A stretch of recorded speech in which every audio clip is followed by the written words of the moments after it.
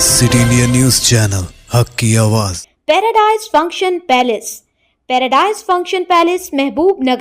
Cosmic bake zone पेश करते हैं उम्दा मुलायम दम के रोड, असली घी, मेवाजात, बादाम, काजू, पिस्ता और असली खोवे से तैयार करदा उम्दा मुलायम लजीज और जायकेदार दम के रोड। एक बार खाएं तो खाते ही रह जाएं। सऊदी अरब, दुबई और दीगर बैरून ममालिक रवाना करने के लिए खुसूसी पैकिंग भी किया जाता है, तो फिर देर किस बात की, अभी मंगवा लें कॉस्मिक बेक जोन के जायकेदार दम के रोट आपके मुंतजिर। कॉस्मिक बेक जोन महबूब नगर।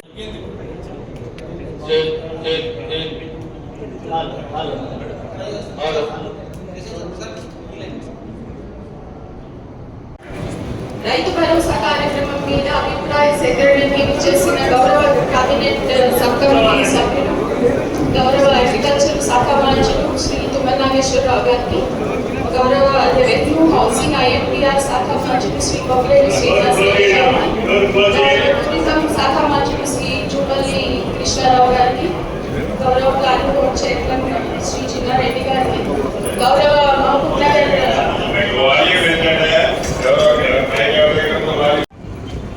ఆర్థికపరమైనటువంటి ఇబ్బందులు ఉన్నటువంటి ప్రభుత్వంలో అన్నిటికీ బకాయిలు పడ్డటువంటి ప్రభుత్వాన్ని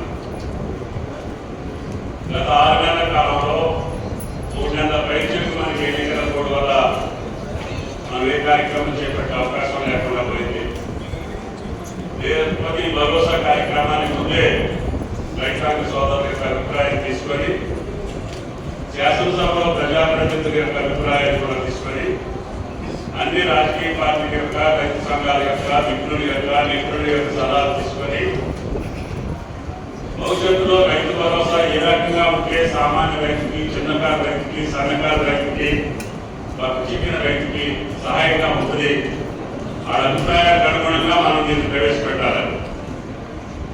అంతకంటే ముందుగా గత ప్రభుత్వం చెల్లించలేనటువంటి రైతు బంధును కూడా ఇబ్బంది ఉన్న 7,651 కోట్ల రూపాయలు రేవంత్ రెడ్డి గారి ప్రభుత్వం రైతు ఖాతాల్లో జమ చేసింది. దాంతో పాటుగా రుణమాఫీ కూడా చేస్తామని చెప్పి, అది కూడా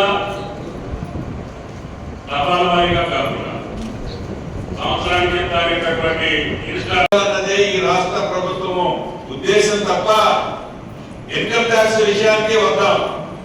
మీలో కొంత అపోహ ఉంది.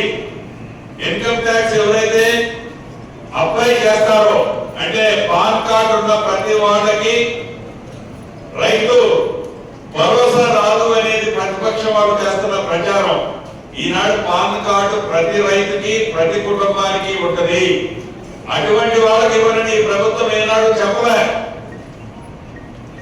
కానీ పాన్ కార్డు పేరు అడ్డం పెట్టుకొని హైదరాబాద్ లోనో, ఢిల్లీలోనో, బొంబాయిలోనో కోట్లాది, వందలాది కోట్లు సంపాదిస్తున్న బడాబాబులకు మటుకు ఇయ్యాలా వద్దనేది మీరే నిర్ణయించాలి. అది ఈ రాష్ట్ర ప్రభుత్వం యొక్క ఆలోచన. అంతేగాని పాన్ కార్డు ఉంటే ఈ ప్రభుత్వం రైతులకు ఇయ్యదు, లేకపోతే ఇంకొకటి ఇయ్యదు, లేకపోతే ఇంటి ఎకరాలకే రిస్ట్రిక్ట్ చేసింది అని ఏదైతే కొంతమంది పని కట్టుకొని ప్రచారం చేస్తున్నారో, ఈ రాష్ట్ర ప్రభుత్వానికి ప్రియాస్పైడమైన, అంటే ముందే ఏదో మనసులో నిర్ణయించుకొని ఈ సభలో సమావేశాలు జరపటం లేదు అనేది రైతన్నలతో పాటుగా ఎవరైతే విమర్శలు చేస్తున్న ప్రతిపక్ష వాళ్ళు కూడా గమనించాలి. వాళ్ళను కూడా ప్రతి మీటింగ్కి ఆహ్వానిస్తున్నాం. వచ్చిన ఆదాయం కాబట్టి బాధ్యతాయుతంగా ఖర్చు పెట్టాల్సిన ఉంది. ఇక్కడ ఈ సందర్భంగా 2 మాటలు చెప్పారు.